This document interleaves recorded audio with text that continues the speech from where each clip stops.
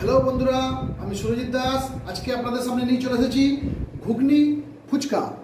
যারা ঘুগনি ফুচকা আগে খেয়েছেন কমেন্টে জানাবেন, এবং যারা এখনও ঘুগনি ফুচকা খাননি বাড়িতে ট্রাই করে দেখতে পারেন। আশা করছি খুব খারাপ লাগবে না।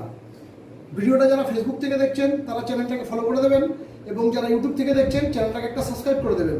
তো শুরু করছি আজকে ঘুগনি ফুচকা। ফুচকাটা নিয়ে নিলাম, ফুচকার মধ্যে ঘুগনিটা দিয়ে দেবো।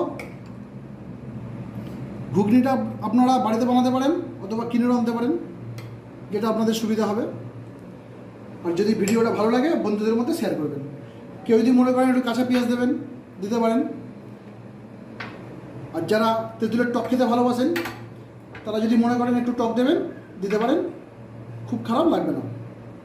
দিয়ে দিলাম, রেডি হয়ে গেল ঘুগনি ফুচকা। Nice, very nice. ধন্যবাদ বন্ধু।